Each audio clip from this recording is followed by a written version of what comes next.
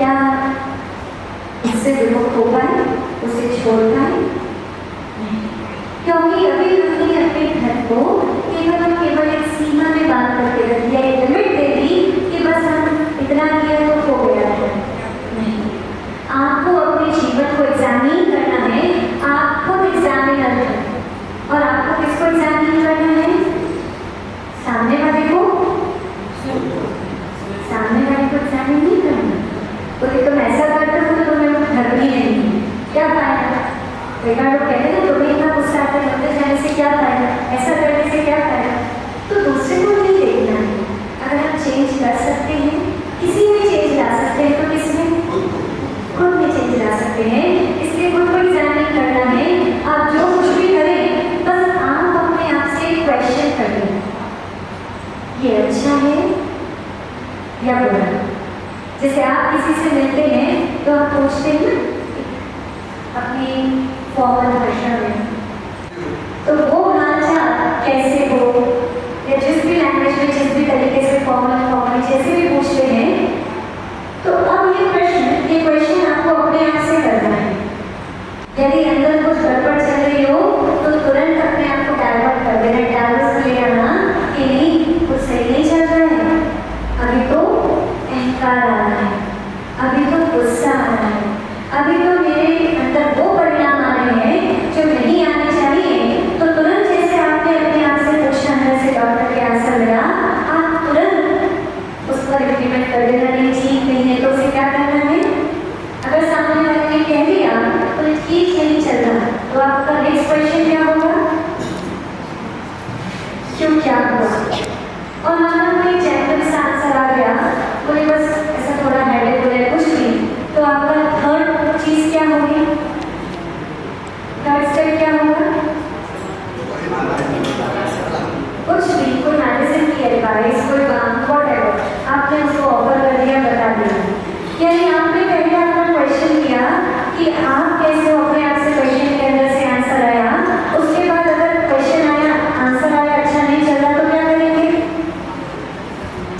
उसे अच्छा करेंगे, चेंज करेंगे। आपकी जो थॉट्स जहाँ पर जा रहे हैं उसे वापस से यू टर्न करके वापस ले आए। आप लोग कहते हैं माता जी अचानक गुस्सा आ जाता है, एट अ टाइम क्या करें? तो एट अ टाइम आपको यू टर्न ले लेना है। ज्यादा आगे निकल गई तो नुकसान ज्यादा होगा। जहाँ पर समझ में आ जाए कि गलती हो गई है, गलत रूट पर आ गए, गलत जगह आ गए, तो वहीं से तुरंत अपने आप को वापस लेकर के आ जाना है। वहाँ अपने मन को संभालना ही धर्म है। अपने आप को चेक करते रहना, एग्जामिन करते रहना ही धर्म है।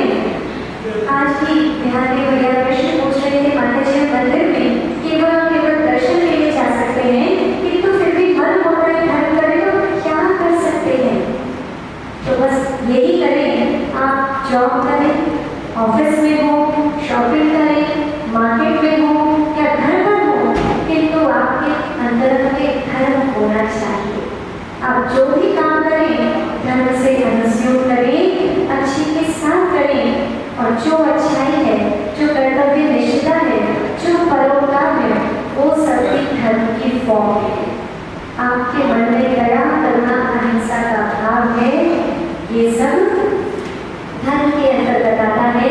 और पहले ही कह दिया धर्म क्या है? जिसमें अहिंसा हो। पहली कंडीशन क्या है? अहिंसा। सेकेंड संयम, एंड थर्ड तप। तो अहिंसा को समझ में आ गई। अहिंसा समझ में आती है कि नॉन वायलेंस कितना जरूरी है।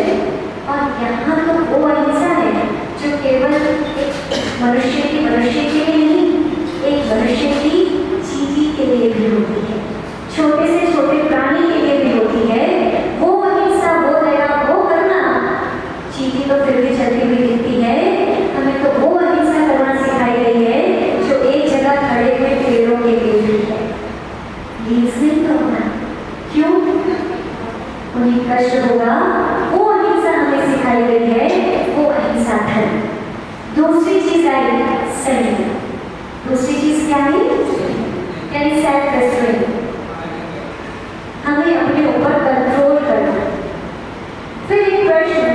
ज्वलंत है। माता जी, पता है आपको हमारे यहाँ यंगस्टर्स की गिनती क्यों कम हो रही है? क्यों कम हो रही है? हमारे धर्म की शुरुआत ही क्या से होती है? जो भी आए तो क्या कहते हैं, इसका त्याग कर दो, उसका त्याग कर दो। तो ऐसा लगता है भैया क्या करें, है या नहीं? समवेयर किसी एक कॉर्नर में ये प्रश्न है। एक बात आप हमें बताएं, अगर कोई डायबिटिक हो और वो डॉक्टर के पास पहुंचे, डॉक्टर ने उसे प्रिस्क्राइब कर दिया, प्रिस्क्रिप्शन लिख के दे दिया, क्या खाली मेडिसिन उसे काम करेगी या डॉक्टर की एक एडवाइस इसके साथ जरूर होगी? क्या बोलेंगे? अगर वो डायबिटिक है तो क्या बोल दिया डॉक्टर ने? अच्छा, मीठा ना छोड़े और दवाई देते रहे तो चलेगा? नहीं चलेगा। कोलेस्ट्रॉल बहुत हाई है, डॉक्टर के पास पहुंचे, प्रिस्क्रिप्शन तो मिल गया, लेकिन साथ में परहेज करना पड़ेगा, मस्ट है। क्यों?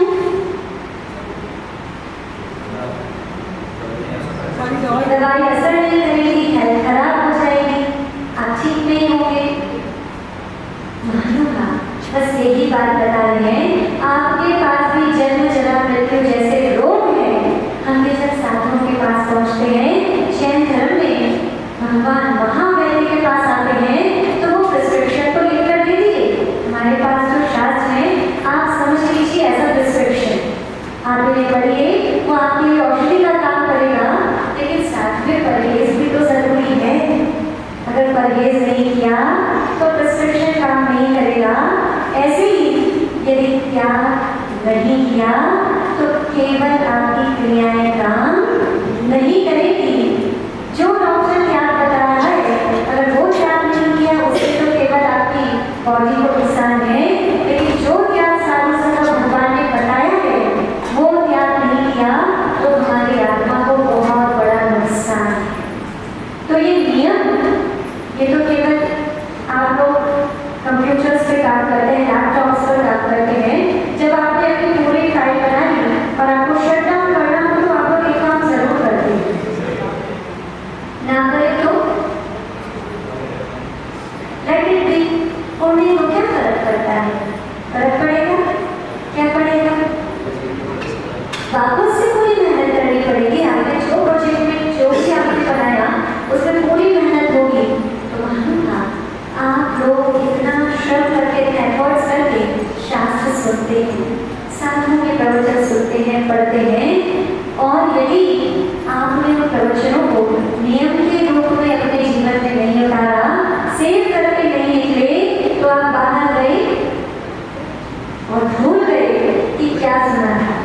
नियम का मतलब है कंट्रोलेस, नियम का मतलब है सेव। आपने सेव कर लिया, आपने जो भी पढ़ा सुना वो सब आपकी लाइफ में सेव हो गया। जैसे एक व्यक्ति ने पूरी सिलाई की, सिलाई करने से पहले बड़ी इंपॉर्टेंट सी एक्टिविटी है जो की जाती है, वो क्या है? धागा तोड़ने से पहले क्या करते हैं? लास्ट में गांठ लगाते हैं, ना लगाए तो पूरी सिलाई खुल जाएगी, स्टिच का फायदा ही नहीं होगा। ऐसे ही आपने सुनकर पढ़कर पूरी सिलाई तो कर ली, पर उठकर जाने से पहले कोई ना कोई चेंज हमारे जीवन में आ जाना चाहिए। ये नियम को अपने जीवन में अंगीकार करना ही, ये समझ लीजिए धागा तोड़ने से पहले आपने वो गांठ लगा ली। नियम आपको बांधने तो है, लेकिन जिस तरह पतंग का आकाश में उड़ने के लिए बंधन जरूरी है, वरना वो आकाश में उड़ नहीं पाएगा, इसी तरह आपको भी ऊर्ध्व यात्रा करने के लिए, उन्नति के लिए, आगे बढ़ने के लिए नियम का बंधन जरूरी है। तो पहली चीज अहिंसा, दूसरी चीज संयम और तीसरी चीज तप। तो तप भी क्यों किया जाता है? पहले, आज तो ठीक है फिर भी ऑफिस में, बट वो भी एक तप ही है। रूप बदल गया है, लेकिन एक बिजनेसमैन या एक व्यक्ति यहाँ से किसी को ऑफिस में भी 40 किलोमीटर, किसी का 20 किलोमीटर, गर्मी हो सर्दी हो,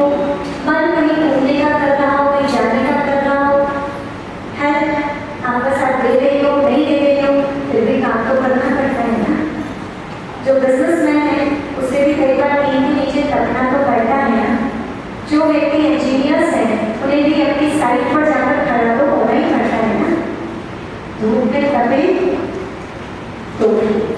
जब तपने के लिए छोटी छोटी अचीवमेंट्स के लिए आपको तपना जरूरी होता है, तो फिर आत्म गुणों की प्राप्ति के लिए क्या तपना जरूरी नहीं है? आप लोगों ने हेनरी फोर्ड का नाम सुना होगा। उसके विषय में एक बात पढ़ने में आई कि एक बार वो अपने चैम्प्स लेकर के रथ लेकर के ट्रेन से जा रहे थे, और जब भी कोई व्यक्ति अपने साथ में पिछले लेकर के निकलता है तो उसका रूप रंग बहुत नॉर्मल रख देता है। तो ट्रेन से जा रहा था तो नॉर्मल, अचानक से बीच में ट्रेन खराब हो गई, और जहाँ पर ट्रेन खराब हुई वहाँ आसपास दूर दूर तक केवल जंगल ही जंगल था। उसने सोचा क्या करूँ, यहाँ पर तो सेफ भी नहीं है, और समझ में आया, पूछा भैया कितनी देर लगेगी, बता दिया भैया सुबह यहाँ से ट्रेन चलेगी, पूरी रात को ट्रेन में निकालनी पड़ेगी।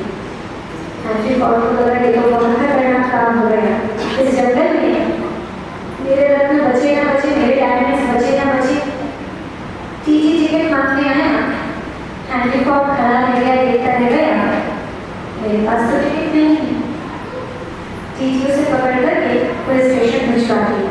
बहुत सारी बातों के बाद पुलिस स्टेशन पहुंचे, वहां पर रखा, रात भर पुलिस स्टेशन में रहे, सुबह कार्रवाई हुई।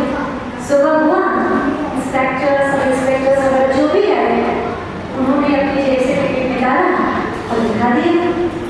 इंस्पेक्टर ने पूछा भाई साहब एक बात बताइए, जब आपके पास टिकट था तो रात भर आपको इस गर्मी में रहने की क्या जरूरत थी?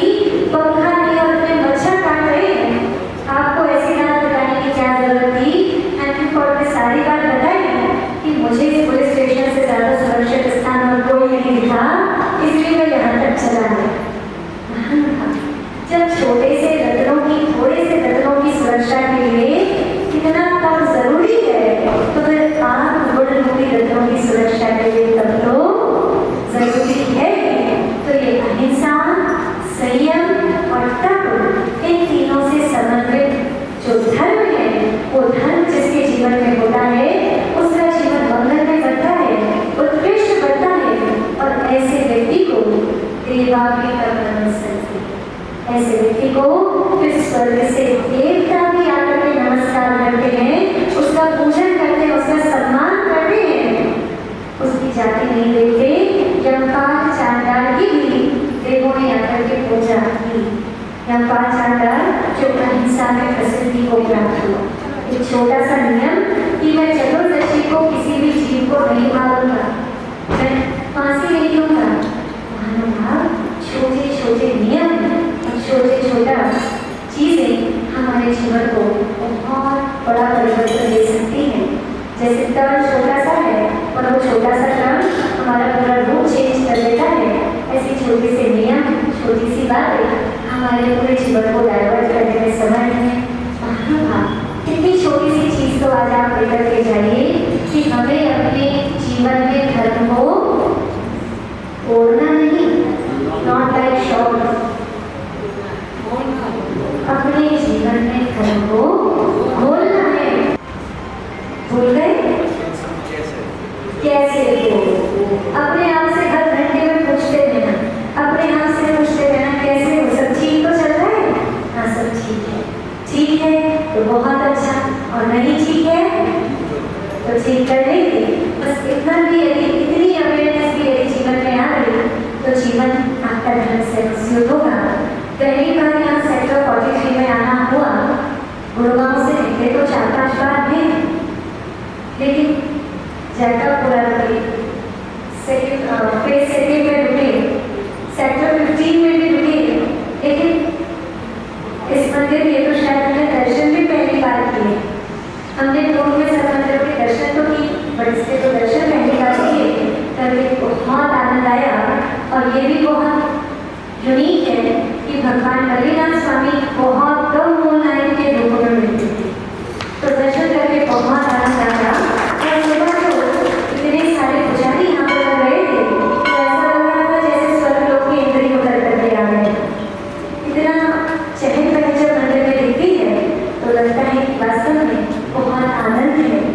आप सभी लोग इसी प्रकार अखंडता और एकता से धर्म के जो भी कार्यक्रम आप लोग करते हैं, जैसे बताया कि हर मंथ अभी सैटरडे संडे आप लोगों ने घंटा में अखंड पाठ प्रारंभ किया है, तो वास्तव में हर चतुर्दशी को एक विधान या अखंड पाठ हमारे जीवन को अखंडता प्रदान करता है। उस अखंड अवस्था को देने में ये कार्यक्रम होगा जिस अवस्था का फिर कोई खंड नहीं किया जा सकता। वो अवस्था केवल और केवल एक है, कौन सी? सिद्ध अवस्था, वो अखंड अवस्था है। इस प्रकार के अखंड पाठ, इस प्रकार के विधान, इस प्रकार की धार्मिक जो भी उत्सव महोत्सव है, ये हमें धर्म से जोड़ करके रखती है, हमारे परिणामों की निर्भरता में बहुत बड़ा कारण बनती है। सबसे पहले इस समाज के सभी बड़े बुजुर्ग सभी लोगों को बहुत बहुत आशीर्वाद, क्योंकि वो फाउंडेशन की तरह है जिस पर आज के यंगस्टर्स खड़े धर्म ध्यान बना रहे हैं। इन्होंने मंदिर बनाने में संघर्ष किया होगा, कितने लोगों को जोड़ा होगा, क्या प्रॉब्लम्स सबके सामने आई होंगी समाज को जोड़ने में भी, तो ये पूरा कार्य उन्होंने किया, उन सभी को आशीर्वाद। उसके बाद जब फेसबुक में शुरू किया था, फेसबुक की संस्था है, तो वो जब ये शुरू किया था तो उसको कुछ ना कोई साधन था। मेरे बाबू छात्र ने मतलब एक जगह देखी, बोले यहाँ मंदिर है फेसबुक। देखिए बिल्कुल है, जब भी कोई काम यदि पहाड़ पर कोई चल रहा है, ऊपर पीक पर आपने से खड़े हुए देखा, देख करके वो ध्वजा लहरा रहा हो तो देख करके तो आनंद आता है। एवरेस्ट पे कोई चढ़ जाए, देख करके तो आनंद आता है, पर चढ़ाई करने में उसका कितना श्रम होगा इसका अंदाजा केवल वही लगा सकता है जिसने वो चढ़ाई की है। इसीलिए पहले जो यहाँ के एल्डर्स हैं उन सभी को हमारा बहुत बहुत आशीर्वाद। उसके बाद और उसके लिए भी आशीर्वाद भी आगे तक प्रवाहित किए, उसके लिए भी आशीर्वाद। जिन लोगों का तो संस्कार पहुँचे, मंदिर तो बन गया, अगर हमारी आज की यंग जनरेशन मंदिर ना है तो ये भी एक सामान्य बिल्डिंग सी रहेगी, इसमें भी आनंद नहीं आएगा। तो आप सभी लोग जो यहाँ पर आते हैं, पूजा पाठ और अन्य उत्सवों में सम्मिलित होते हैं, उन सभी परिवारों को हमारा बहुत बहुत आशीर्वाद।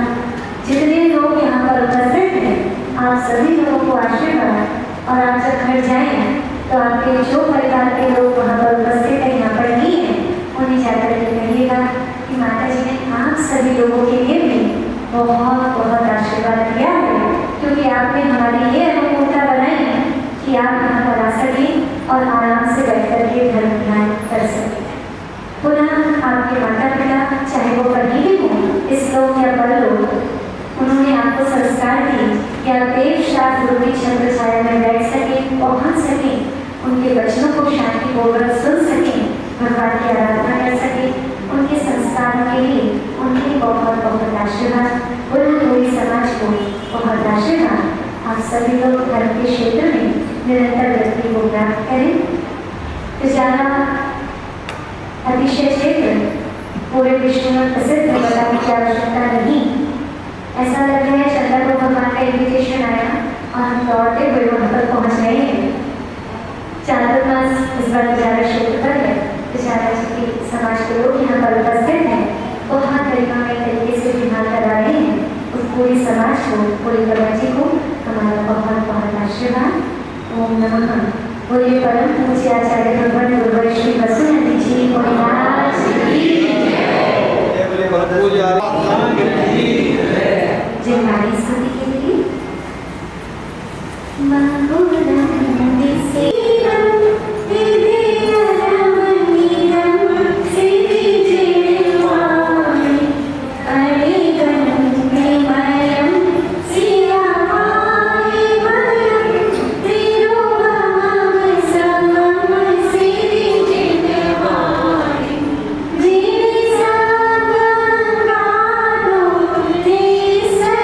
you.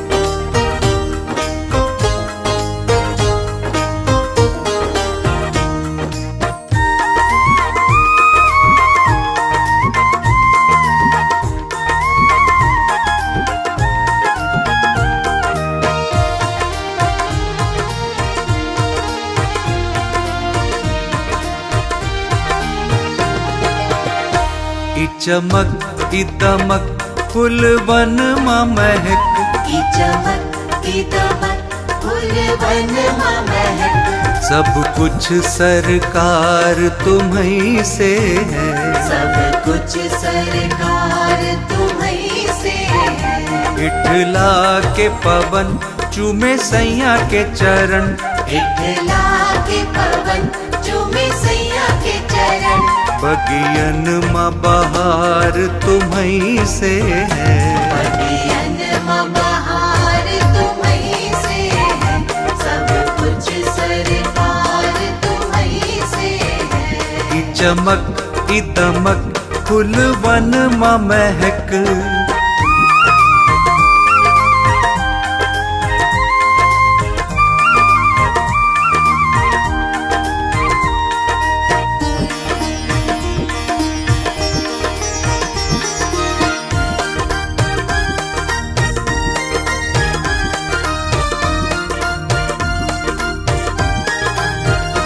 मेरे सुख दुख की रखते हो खबर,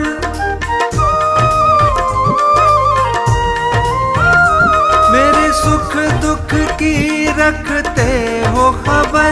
मेरे सर पर साया तुम्हारा है, मेरे सर पर साया तुम्हारा है। मेरी नैया के खेवनहार तुम्ही, मेरी नैया के खेवनहार तुम्ही। मेरा बेड़ा पार तुम्हीं से है, मेरा बेड़ा पार तुम्हीं से है। ई चमक ई दमक फूलवन मां महक। सब कुछ सरकार तुम्हीं से है, सब कुछ सरकार तुम्हीं से है। सब कुछ सरकार तुम्हीं से है।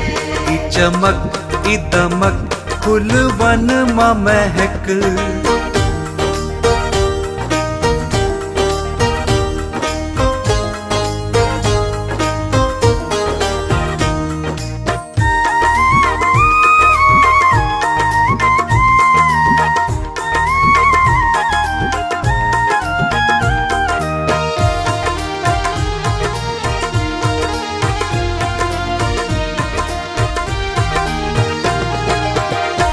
मैं तो भूल गई कुछ भी कहना,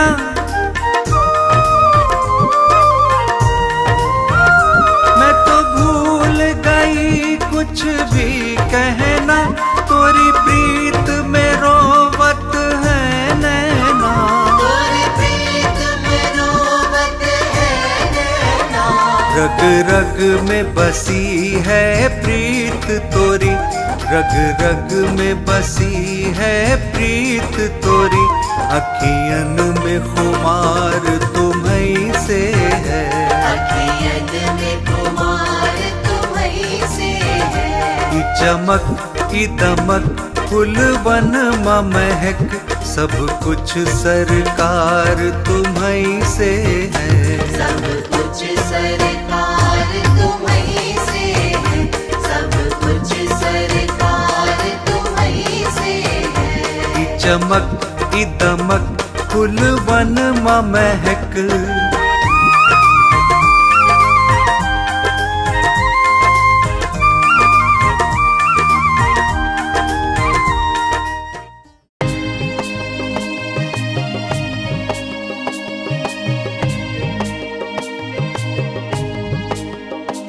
विद्यासागर गुरुजी थोड़ा ध्यान दीजिए, हमारे नगर की ओर अब विहार कीजिए। हमारे नगर की ओर अब विहार कीजिए।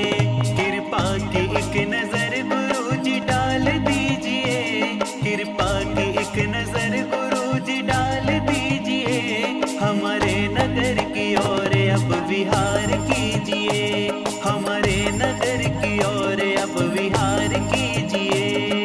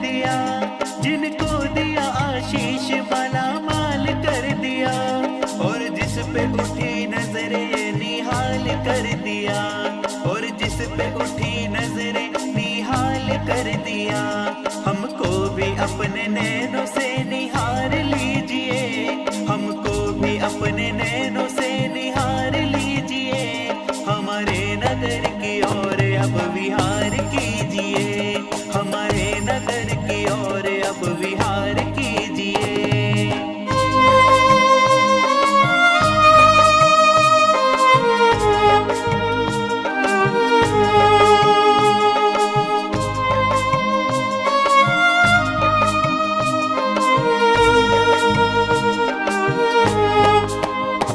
सेवा करूंगा आपका गुणगान करूंगा, सेवा करूंगा आपका गुणगान करूंगा, जैसा भी रखोगे गुरु वैसा मैं रहूंगा, जैसा भी रखोगे गुरु वैसा मैं रहूंगा। मयूर का भी ये हाथ अब तो थाम लीजिए, मयूर का भी ये हाथ अब तो थाम लीजिए, हमारे नगर की ओर अब विहार कीजिए, हमारे नगर की ओर अब विहार कीजिए, हमारे नगर की ओर अब विहार कीजिए, हमारे नगर की ओर अब विहार कीजिए।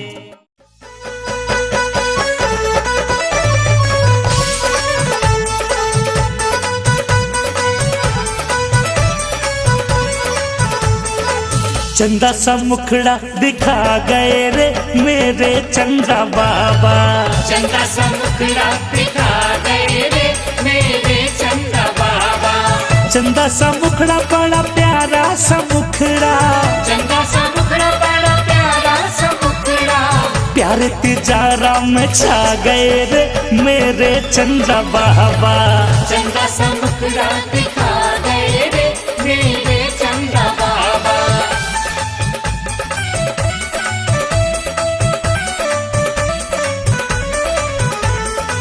नगर तिजारा में बाबा बैठे हैं, नजारा में बाबा बैठे हैं, दर्शन को आने वाले लोग कहते हैं, बिगड़ी सबकी बना गए रे मेरे चंदा बाबा, चंदा सा मुखड़ा दिखा गए रे मेरे चंदा बाबा।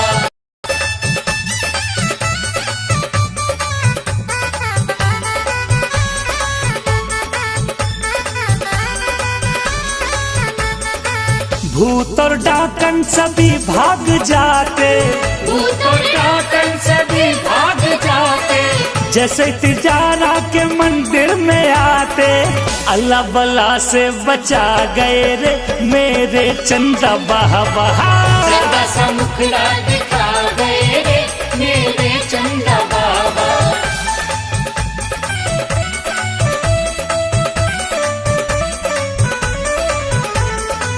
एक बार बंधन करे जो कोई, एक बार बंधन करे जो कोई, मन की मुरादें भी पाए वो ही, अपना दीवाना बना गए रे मेरे चंदा बाबा, चंदा सा मुखड़ा दिखा गए रे मेरे चंदा बाबा, चंदा सा मुखड़ा बड़ा प्यारा सा मुखड़ा, चंदा सा मुखड़ा बड़ा प्यारा सा मुखड़ा, प्यारे तिजारा में छा गए रे मेरे चंदा बाबा, चंदा सा मुखड़ा दिखा गए रे मेरे चंदा बाबा, चंदा सा मुखड़ा दिखा गए रे मेरे चंदा बाबा, चंदा सा मुखड़ा दिखा गए रे मेरे चंदा बाबा, चंदा सा मुखड़ा दिखा गए रे मेरे चंदा बाबा।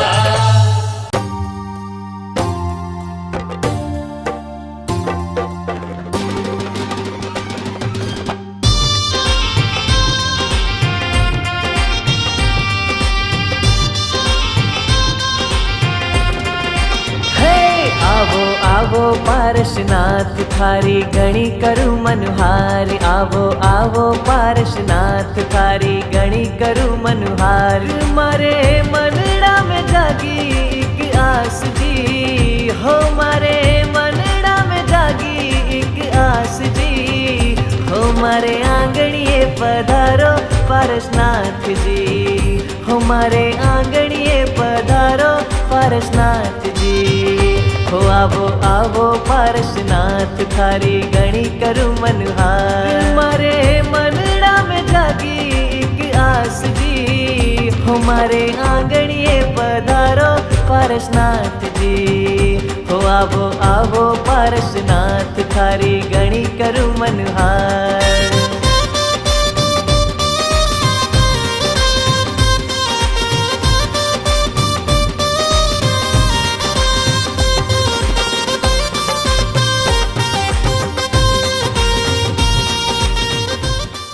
ये सब कुछ होता है। और एक व्यक्ति कहता है जब तक एफर्ट्स ना करो, पुरुषार्थ ना करो, तब तक ये भी काम नहीं होगा। एक कहता है पुरुषार्थ कुछ नहीं होता, एक कहता है। और कुछ सुलझे विचारों के लोग जो दोनों को साथ लेकर के चलते हैं, जैसे एक कॉइन जिसमें हेड और टेल ना हो, तो वो मार्केट में चलेगा क्या? नहीं चलेगा।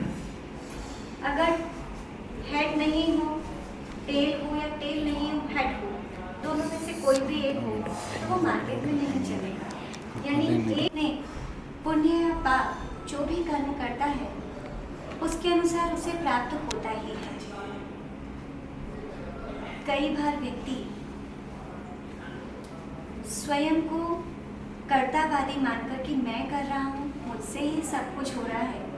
जैसे कई बार जॉइंट फैमिलीज में चीज़ें आती है, मैं ही कर रहा हूँ, मैं ज़्यादा कर रहा हूँ, उसे ज़्यादा क्यों मिल जाए, या मैंने जो परिश्रम किया उसका फल इसे क्यों मिले। इसके ऊपर एक छोटा सा दृष्टांत है, जो बात कहना चाह रहे हैं शायद उससे स्पष्ट हो। एक फैमिली थी जिसमें माता पिता, जिनके 6 बेटे। माता पिता ने धीरे धीरे करके अपने 6 बच्चों को सेटल कर दिया, और 6 बच्चे उनके बिल्कुल अलग अलग क्वालिटी के थे। पहला बेटा फार्मर, किसान था। दूसरा बेटा एक छोटा बिजनेसमैन था।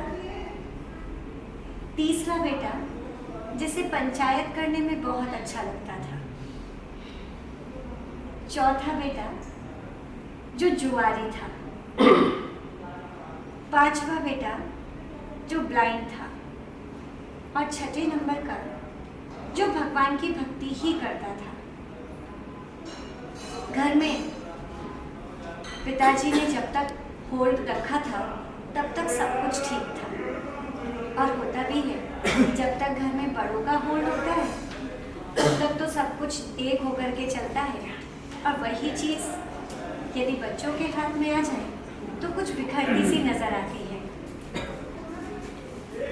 पहले और दूसरे नंबर के बच्चे, उनके दोनों बेटे, जिनके माध्यम से अर्निंग होती थी।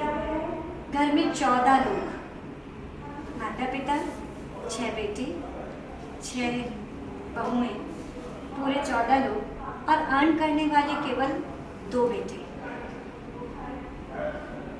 बेटों के मन में तो ऐसा कुछ था नहीं, लेकिन शादी हुई, आगे आगे समय बीता, तो पतियों ने कहना शुरू किया उन दोनों की वाइफ्स ने, बोले आप पूरे दिन मेहनत करते हो, कमाते आप हो, और पूरा घर उसको भूखता है, क्या करते हो? पिताजी से कहो कि न्यारा कर दे, सेटलमेंट कर दे। अब जिन बच्चों ने बचपन से अपने बच्चों की तो एक बार दोनों भाई ने भी, पिताजी हम लोग न्यारा होना चाहते हैं, हम लोग अलग अलग सेटल होना चाहते हैं। पिता ने बात सुनी, कुछ क्षण सुनकर के तो मौन हो गए। फिर कुछ मोमेंट्स बाद बोले, ठीक है, यदि न्यारा होना चाहते हो, अलग अलग होना चाहते हो, तो मुझे कोई परेशानी नहीं। दोनों बहुओं ने आपस में बात की, देखा 1 मिनट में काम हो गया, निकाल दिए थे महीनों। पिता ने कहा, लेकिन बेटा मैं एक बात सोच रहा हूँ, कहिए। अगर तुम्हें अलग अलग होने की इतनी जल्दी ना हो, अलग होने के बाद कब कौन किससे किस मन से मिले कब मिले कोई नहीं जानता। मैं चाहता हूँ पहले हमारी पूरी फैमिली इकट्ठी होकर के तीर्थ वंदना कराए। उन्होंने कहा ठीक है पिताजी, इतनी बात तो हम मान सकते हैं। बहुएं तैयार हो गई, सब खुश हुए और लगभग 1 हफ्ते बाद सब लोग तीर्थ वंदना के लिए निकल गए, लगभग 1 हफ्ते का प्रोग्राम लेकर के। पहले दिन आगे किसी जगह पर स्टे हुआ। पिता ने अपने बेटे के हाथ में, बड़े बेटे के हाथ में 100 रुपये रखे और रख कर के कहा बेटा जाओ और 14 लोगों के लिए भोजन पानी लेकर के आओ। और वो बेटा पैसे देखता है, अपने पिताजी की शक्ल देखता है, 100 रुपये में मैं अकेले का पेट नहीं भर के आ सकता, आप कह रहे हो 14 लोगों के लिए लेकर के आओ और साथ में जो बैल वगैरह थी उनके लिए भी लेकर के आओ। क्या लेकर के आओ? बोले बेटा ये आज तुम्हें ही संभालना है और मेरे पास इतना ही है। बड़ा बेटा वो लेकर के निकल गया। वो किसान था, सोचने लगा क्या करूं, पेट भी भर जाए, सबके लिए हो भी जाए और पैसे केवल 100 रुपये। किसान कहाँ तक पहुँचेगा? खेत तक पहुँच गए। पहुँच करके देखा तो खेत के बाहर कुछ खीरे, टमाटर, सैलड पड़ी हुई थी। उसने 100 रुपये दिए, सैलड उठवाई और लेकर के घर पे पहुँच गया। जहाँ पर सब लोग रुके हुए थे वहाँ पहुँच गए। तो देख करके लोग कहने लगे, बोले आज एक घास फूस खाएंगे हम, आज पूरा दिन क्या इसी पे निकालना पड़ेगा। उसने कहा पिताजी ने 100 रुपये दिए, मैं उसमें से जानवरों के लिए भी लिया हूँ, हमारे सबके लिए भी लिया हूँ, इससे ज़्यादा कुछ नहीं आ सकता। पिता ने कहा कोई बात नहीं और कोई डिस्कशन नहीं होगा, जो आया है उसे सब लोग इसे से ही खाएंगे, बाहर कोई नहीं जाएगा। पूरा दिन स्पेंड किया, आगे की यात्रा हुई। जब नेक्स्ट डे का स्टे का टाइम हुआ, अब नंबर आया दूसरे नंबर के बेटे का, व्यापारी का। उन्होंने बेटे को बुलाया, उसके हाथ में 100 रुपये रख दिए, बेटा जाओ सबके लिए भोजन लेकर के आओ। वो भी देखने लगा, बोले पिताजी थोड़ा तो बढ़ा दो, मैं तो उनसे छोटा हूँ। पिता ने कहा नहीं, मेरे पास इतना ही है, इसी में काम चलाना है। वो व्यापारी गया, कैसे करूँ? व्यापार जानता था तो उसने कोई चीज़ ली, परचेज़ की, कुछ सेल आउट किया, कुछ 2-4 घंटे में छोटी छोटी चीज़ खरीद कर बेच कर वो 100 के 200 कर पाया। कोई बात नहीं, डबल तो हुआ। उससे वो जो सामान्य सी चीज़ घास फूस से कुछ बेटर वो लेकर के आ गया। सबने देखा, बोले भोजन रोटियां तो दिख रही हैं, ना कोई सब्जी ना कोई दाल, कुछ भी नहीं। बोले बस ये मिल गई ना, मेरे पास 200 रुपये से ज़्यादा और कुछ नहीं हो सकता था। पिता ने फिर वही कहा, नो डिस्कशन, जो है उसमें काम चलाएं, अलग से किसी को कुछ मिलेगा नहीं। वो दिन भी बीता, आगे की यात्रा फिर आगे बढ़ी। अब तीसरा दिन आया और तीसरे दिन नंबर आया जुआरी का,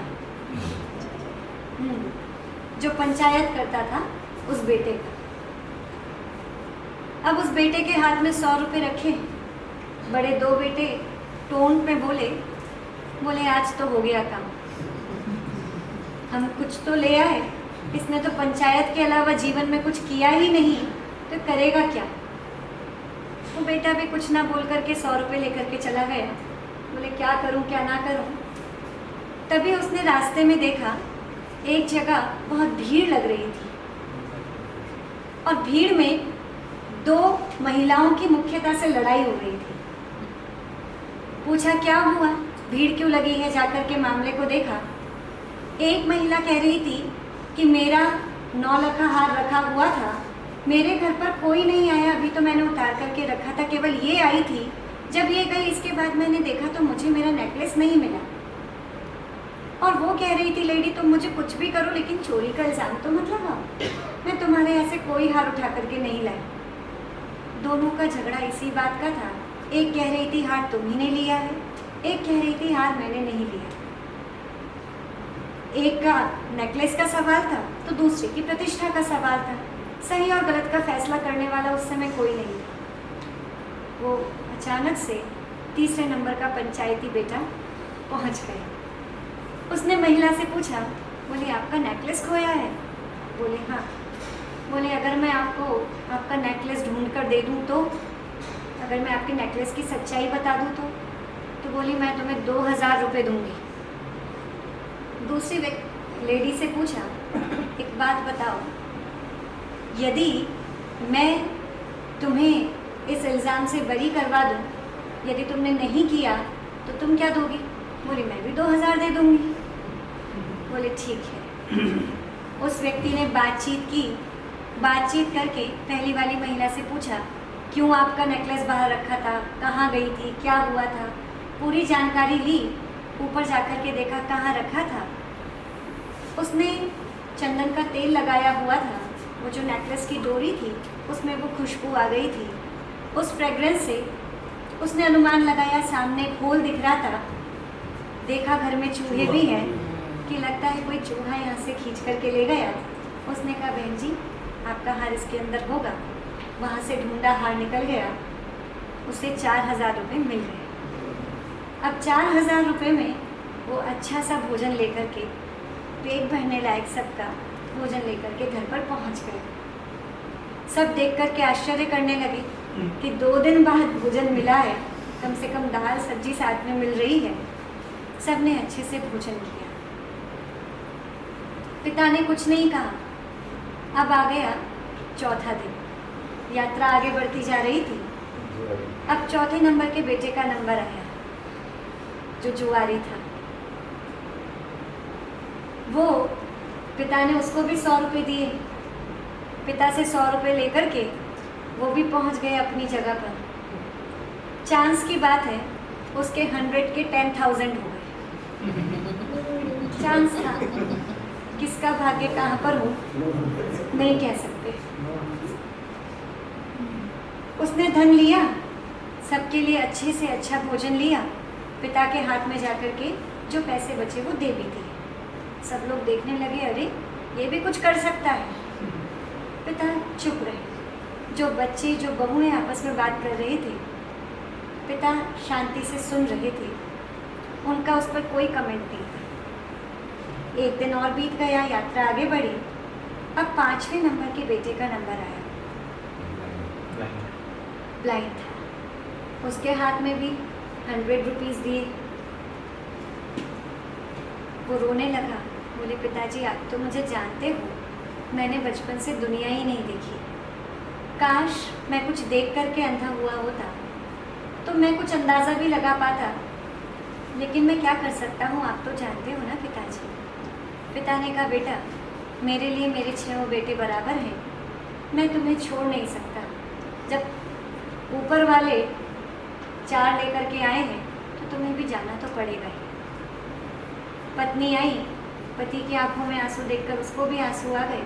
कहने लगी कोई बात नहीं, यदि पिता ही परीक्षा ले तो कोई क्या कर सकता है, मैं आपके साथ चलूँगी। पत्नी अपने पति को लेकर के चली। रास्ते में बात करते जा रहे थे कि देखो कैसा ज़माना आ गया, कैसे पाप कर्म का उदय आ गया। आज पिताजी मुझे जो दुनिया को जिसने कभी देखा नहीं, उसे पैसे लेकर के भोजन लाने की बोल रहे हैं। बात करते करते अचानक से उस बेटे को ठोकर लग गई। ठोकर लग के वो गिरने ही वाला था, पत्नी ने संभाला। उस पत्नी से कहा, उस व्यक्ति ने, बोली 1 मिनट रुको, मेरी ठोकर किससे लगी है? उसने कहा एक बड़ा पत्थर पड़ा है। बोले मेरे जैसा कोई और अंधा व्यक्ति आए, उसको ठोकर लगे, इससे अच्छा इस पत्थर को उठा करके साइड रख दो। पत्नी ने पत्थर को उठाया, साइड में रखा। फिर भी ज़मीन थोड़ी प्लेन नहीं थी। पति ने कहा ज़मीन को थोड़ा प्लेन कर दो, मिट्टी ही तो है। बोली ठीक है। ज़मीन को प्लेन करते करते उस पत्नी का हाथ जैसे किसी मेटल पर टकराया हो, ऐसी आवाज़ आई। उसने देखा क्या है, तो वहाँ पर एक स्वर्ण कलश था। उस स्वर्ण कलश में कुछ आभूषण रखे हुए थे जो सब सोने के थे, चांदी के थे, कोई 2-4 रत्न भी थे। उस स्वर्ण कलश को निकाला, उसने कहा देखो हमें तो भगवान ने क्या दे दिया, पूरा कलश आभूषणों से भरा है। वो कलश लिया, कुछ भोजन लिया, अच्छे से अच्छा भोजन लिया और लेकर के घर लौट गए और ले जा कर के वो कलश अपने पिता को दे दिया। घर में सब बेटे देखने लगे, बहुएं देखने लगी, इतना तो जीवन में कभी भी घर में नहीं आए। शायद जीवन भर में अभी तक जितना 2 भाइयों ने मिलकर कमाया ना हो, उससे ज़्यादा तो ये एक बार में ही ले आए। बातें चल रही थी, पर पिता वो गंभीर व्यक्तित्व के धनी थे, उन्होंने उस समय भी कुछ नहीं कहा। नेक्स्ट डे यात्रा और आगे गई। अब नंबर किसका आया? पुजारी का, पूजा पाठ करने वाले बेटे का। उसने पूजा पाठ करने वाले अपने बेटे को भी 100 रुपये दिए और 100 रुपये दे करके कहा बेटा जाओ सबके लिए भोजन पानी का प्रबंध करो। बेटे ने देख लिया जब 5 को ही, मेरे से बड़े मेरे ब्लाइंड भाई को ही पिताजी ने नहीं बख्शा, तो मैं क्या ही कहूँ, जाना तो पड़ेगा ही। वो 100 रुपये लेकर निकल तो गया, किंतु उसके मन में जो भक्ति थी वो वास्तव में कोई दिखावे की भक्ति नहीं थी। उसकी भक्ति सबके द्वारा प्रशंसनीय भी थी, वंदनीय भी थी, अनुकरणीय भी थी। लोग उसकी भक्ति को देख करके कहा भी करते थे भक्ति हो तो ऐसी। उसको फिर वही परमात्मा की याद, भगवान की याद कि इतने समय हो गए, निकले तो हम तीर्थ वंदना के लिए हैं, पहुंचेंगे, अभी भगवान के ऐसे अच्छे से दर्शन भी नहीं मिले, अभी तो इतना समय यात्रा में ही लग गया, चलो सबसे पहले आज भगवान की पूजा की जाए। जिन मंदिर मिला वहाँ पहुँच गया और 100 रुपये से उसने भोजन तो लिया नहीं, उत्कृष्ट से उत्कृष्ट जो सामग्री वो ले सकता था वो सामग्री ली और सामग्री लेकर के बैठ गया मंदिर में। कब उसे सुबह से शाम हो गई उसे भी नहीं पता चला। जब व्यक्ति किसी चीज़ में इंडल्ज हो जाता है, शाम को जब देखने लगे लोगों का आवागमन बढ़ गया, लोग भी कहने लगे भैया ये व्यक्ति सुबह से बैठा है, लोगों ने उसे हिलाया, कहाँ से आए हो, घर पर जाना है नहीं जाना है। तब उसने देखा समय हुआ, शाम हो गई। वो भगवान से कहने लगा भगवान देखो मैं तो कुछ जानता नहीं, मैं तो आपकी पूजा भक्ति करता हूँ, वही कर सकता हूँ, और इसके अलावा मैंने जीवन में कुछ किया नहीं। और अब शाम तो हो ही गई, 1 घंटा और बिता दूँ, रात हो जाएगी तो घर पे कोई कुछ पूछेगा ही नहीं। 1 घंटा और स्पेंड कर दिया, घर पर पहुँचा।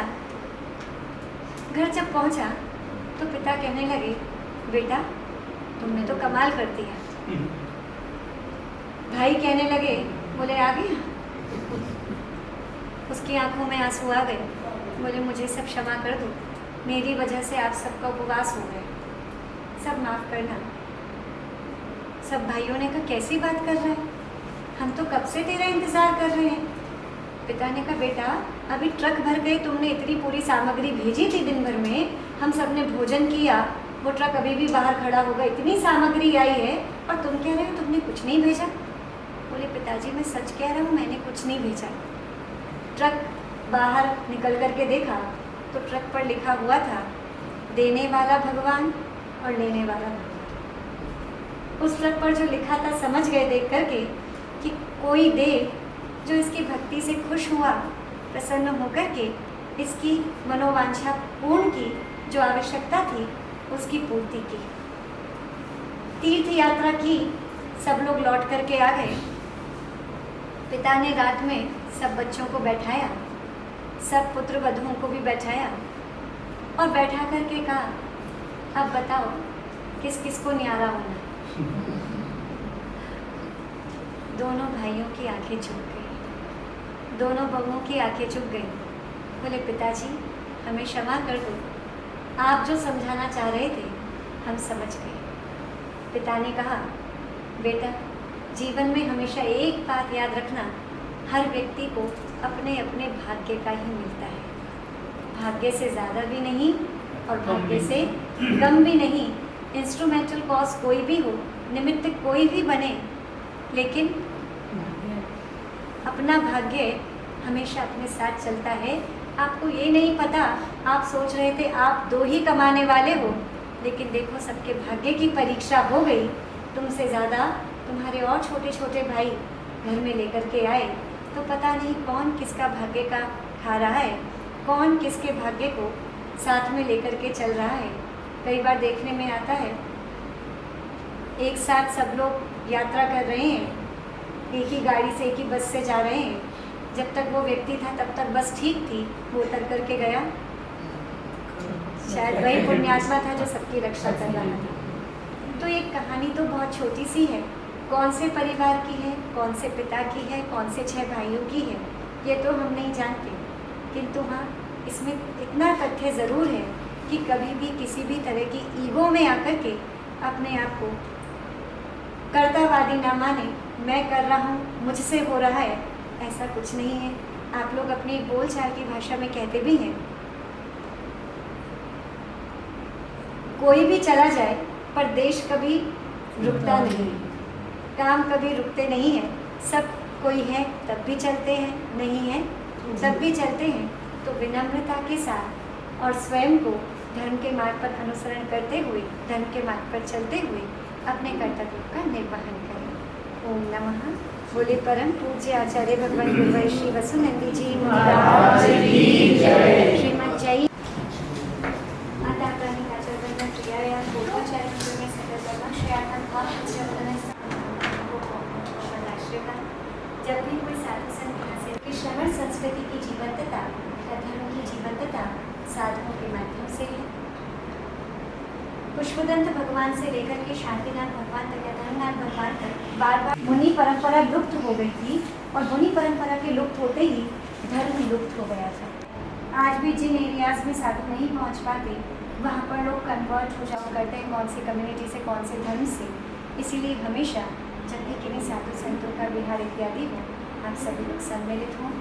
यहाँ पर पहली बार आना हुआ, नाम तो हमें दोनों भैयाओं के पता है, पर हाँ कपिल भैया है, राजा भैया है, पर इनकी मम्मी सामने बैठी हैं तो सबको को, क्योंकि इन्होंने बच्चों को ऐसे संस्कार दिए कि ये लोग धर्म के मार्ग पर आगे बढ़ रहे हैं।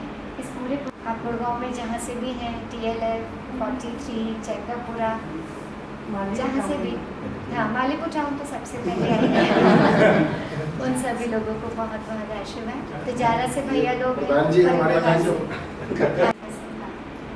भैया फरीदाबाद से सब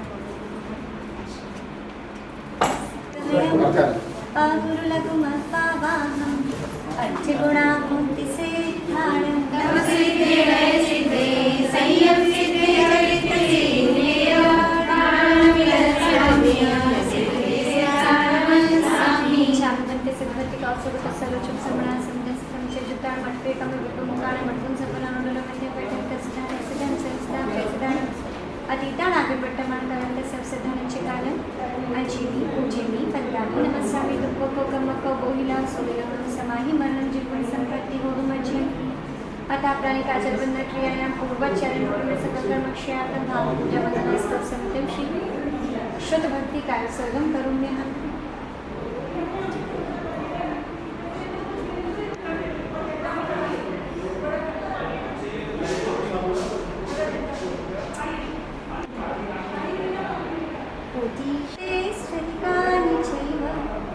पंचाशदष्टौ च सहस्रसंख्या मेतच्छ्रुतं पञ्चपदं नमामि। हरिहरवासियतं गणहरिदेवीवन्द्यं समं प्रणमामि भक्तियुक्तो सुखनामो शिरसा। छन्दन्ते सुकृतिकौ सुप्तसरुचममुखं कविते पावडे परिमळ सत्यपरमाणि भोगवे चूल्ये चैव सुप्तते तुदमुखायं स्वेच्छिकालम् अंचेमि पूजेमि वन्दामि नमस्यामि दुःखोपमुखो भोहि चरणं सकलधर्मक्षयातं भाव पूजा वंदना स्तव समितिं श्री आचार्य भक्ति कार्य सर्वं करुण्यः।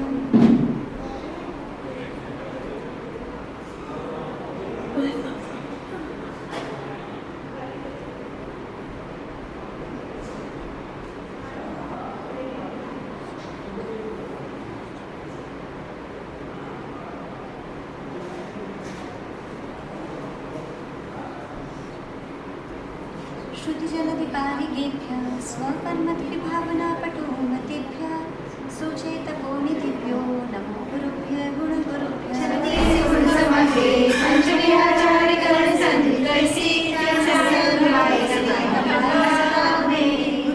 संयमेन यः तरन्ति संसारसायरं घोरं छिन्दन्ति अच्छकम्बं जम्मं मरणं न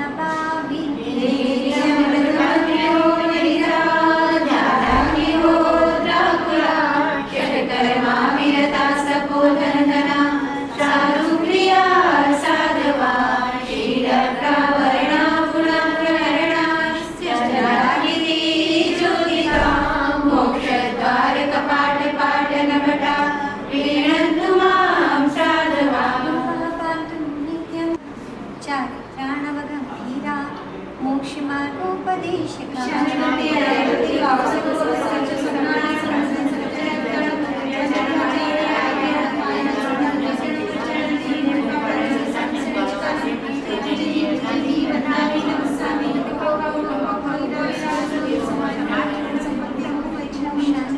शांति सागर गुरुं संघस्य संपथिकं श्रीपायं जयकीर्तिसूर्ययुगलं वैराग्यवृद्धिप्रदं शास्त्रज्ञं गणितेशभूषणमहं देशस्य सम्भूषणं सर्वान् सूरिवरान् नमामि शिरसा भक्त्या महत्या त्रिधा आचार्यं सिद्धिविचिहारतीर्थं नैकासुभाषारिदं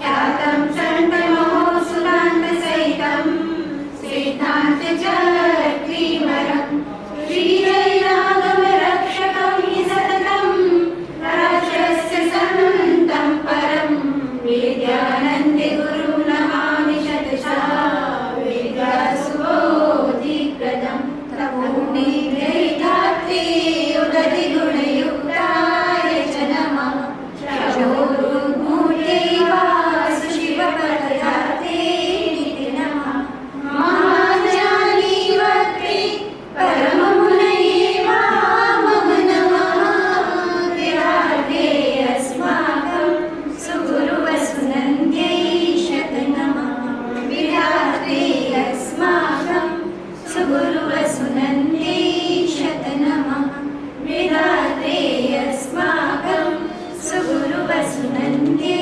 शतनमः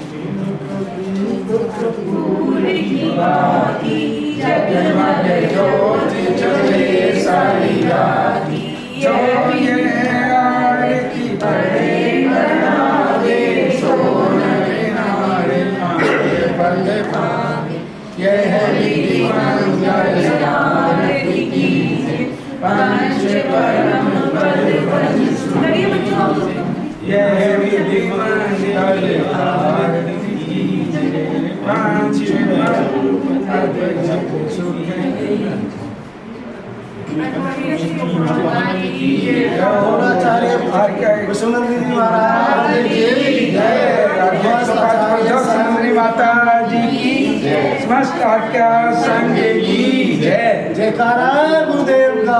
जय जय गुरुदेव।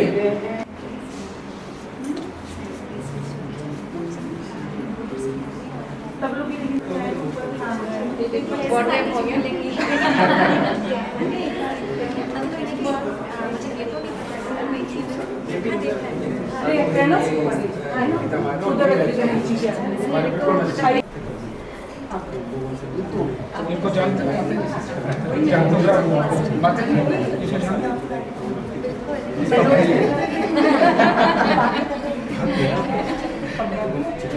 ये यही रहते हैं सामने ही तो कहते कल माता जी चौका लगाओ चौका लगा तो आगे नेक्स्ट आएंगे तो सोच रहे हैं भावना कि एक चतुर्मास